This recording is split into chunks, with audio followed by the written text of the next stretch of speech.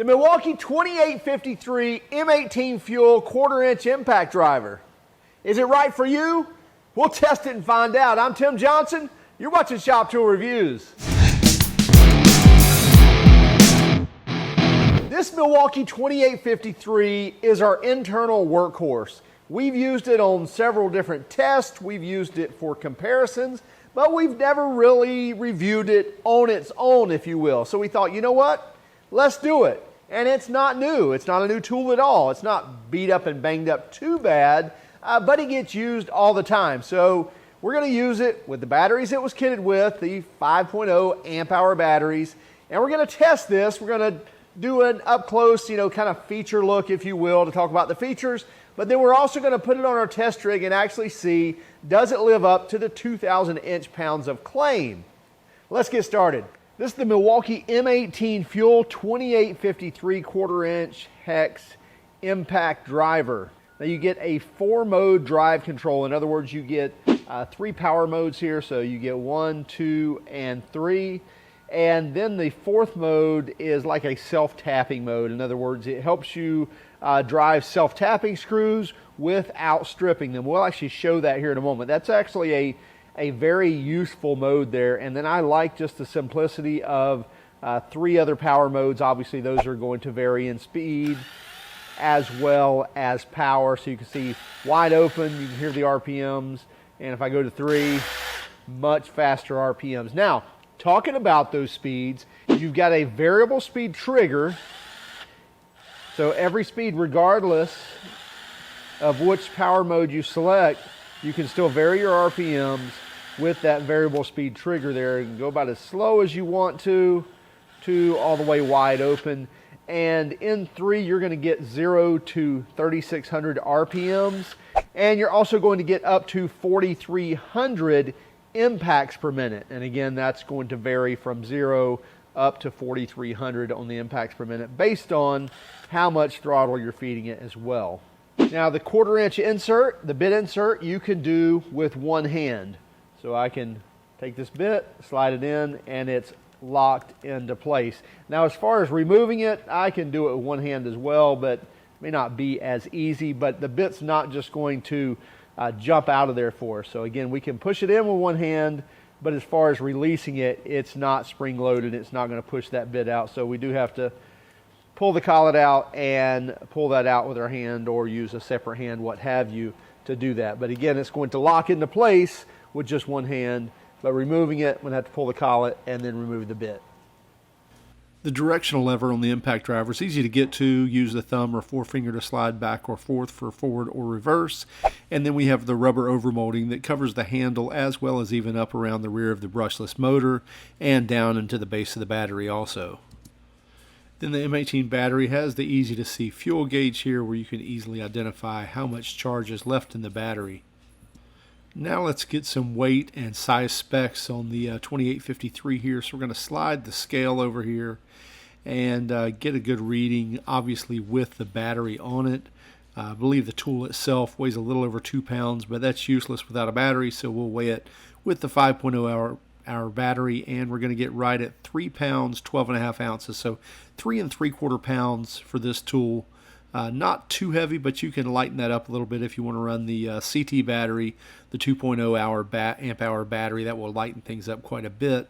But with the 5 amp hour, still a sub 4 pound tool, and a pretty light tool for the amount of power this thing develops. Now, as far as height on this tool, it's right at 9.5 inches to the very top of the impact driver.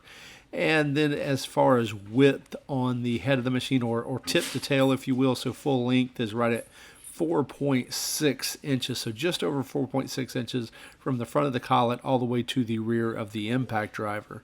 Then if we stretch across the back of it, you're going to look, it's going to be right at 2.5 inches, maybe a little less than that, 2.3 inches for the full width of this, even across the rubber overmolding on the rear of the impact driver.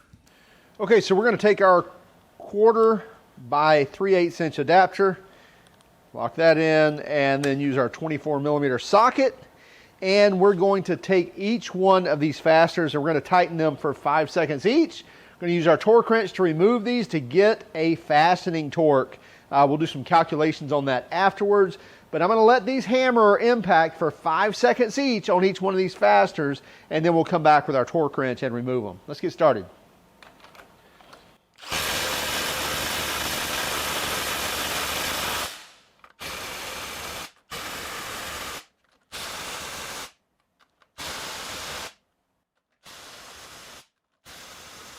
We're going to continue here with a new adapter. Do these last 3.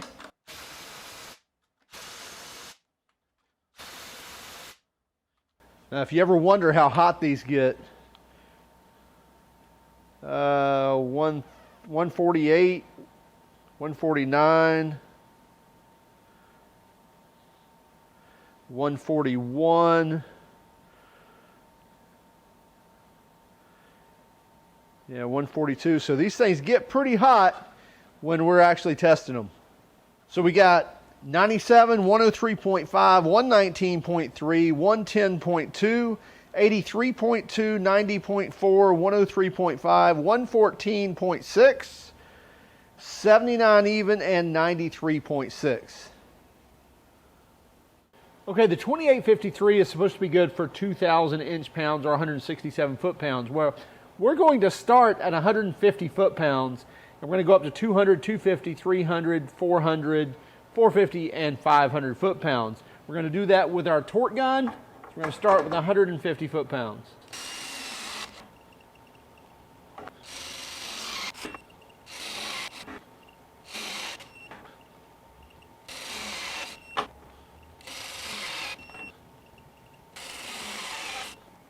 Okay, so we've got our 2853 Milwaukee with a 1/4 inch to 3/8 adapter, and then we actually have an adapter on the socket as well because it is a 1/2 inch socket because it's 33 millimeters and you cannot get a 33 millimeter 3/8 drive socket.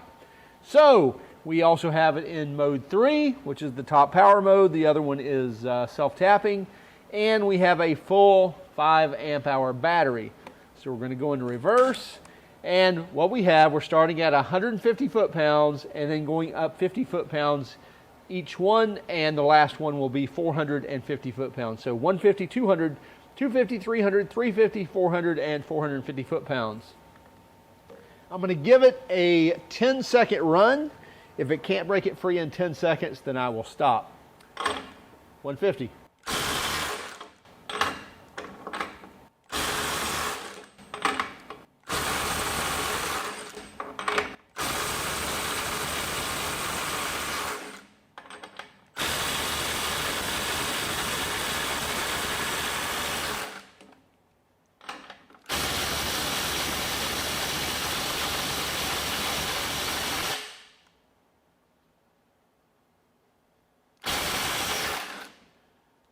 Okay, on that one, after several seconds, the actual tool shut off. It's probably getting hot because this is right after we've done the fastening torque. So I let it regain, but it was already breaking free. You could see it was already rotating before that instance anyway. And by the way, if it's starting to rotate after 10 seconds, I'll let it go ahead and eat. I'm going to let this cool down just for a couple of minutes before we move on. Just to show you here, let's see. Yeah, see, we're still up, even though it's been a few minutes, still up at 135, 125 degrees. So this thing's still rather warm after doing the fastening torque. Should have let it cool down a little bit longer. All right, we've let it cool down a couple of minutes, but not too long. I mean, it's still probably north of 100 degrees. Yeah, it's easily still 120 degrees there. Even the adapter is still 105, 110, 110 degrees. So still warm, but let it cool down just a touch. And so let's go for that 450 foot-pounds. We're going to go ahead and tighten these two back up, and I'm going to take those to 500 and 550 foot-pounds.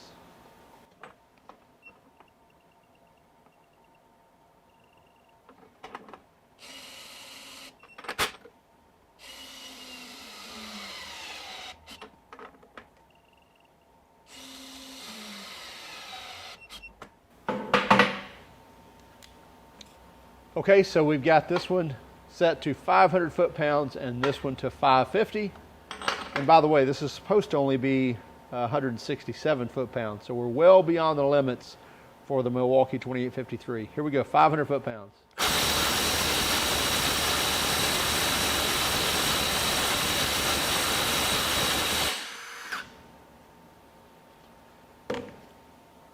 These adapters can only take so much.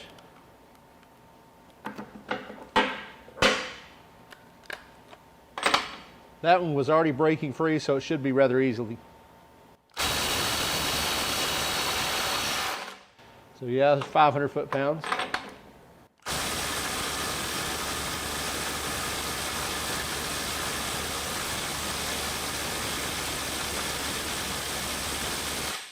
Okay. It shut off on me again, but we were at 10 seconds and it really wasn't moving. So we're going to call it 500 foot-pounds and not 550. So you saw we broke free 500 foot-pounds of loosening torque with the Milwaukee 2853. So we torqued those to 500 foot-pounds and it broke that free. And then at 550, it really struggled to do so.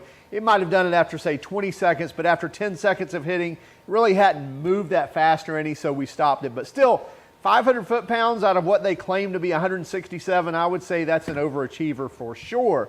Now, when you look at fastening torque, what we got was an average of 125 foot-pounds. Actually, we got an average of like 99 with the torque wrench, but we'll divide by 0.8 because it takes 80% of the tightening force to actually break something free. So if you tighten something to 100 foot-pounds, it typically takes about 75 to 80 foot-pounds to actually break that free because loosening takes less force than tightening, yada, yada. Anyway, so our average was 99. We divide by 0.8. We get about 125 foot-pounds of tightening force. Now, if you're saying, well, how much force is that? Is that enough to do any work? And I will tell you that driving, you know, your typical 3-inch deck screws in the PT, not a problem whatsoever. That's an easy job for this tool. Very quickly, and then even getting into construction faster. So put this T40 in, and we've got a 7-inch construction screw here. Get it started here.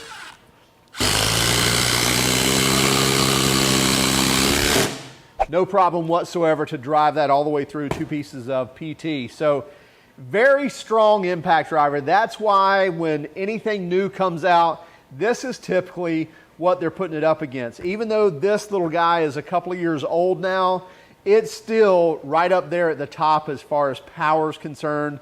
We're really impressed with it, the 2853. You can get this in a -20, so 2853-20, which will be a bare tool. I think you can get that for like $139, and it comes with a 5-year warranty. Now you can get it with the 2 battery kit, so the 2 5-amp-hour batteries, and that's going to be your 2853-22. That's going to run you about $299. Now the best deal is literally getting this kitted with the 1/2-inch hammer drill driver as well, and the 2 5-amp-hour batteries and the charger, and that's going to run you $399. And then there's also another kit, is their CT, so it's their 2853-22 CT, which comes with the compact 2.0 amp-hour batteries, and that's going to run you about $229 if I'm not mistaken, for the 2 small batteries, the charger, and the impact driver. I don't believe it's going to be as strong with the 2 amp-hour batteries, so a little less power, but again, if you're needing it for smaller jobs and you want those CT batteries to be more compact in the tool, then that's a great choice. And by the way, the combo kit, I believe, is the 2997-22 is the combo kit. We'll put links to all those in the description. If you don't mind, would you keep track of us on Instagram, Facebook, and Twitter? And would you hit that like and subscribe button if you like this video? By all means, if you hated our video, give us that thumbs down. But would you let us know in the comments why? Have a great day. Keep smiling.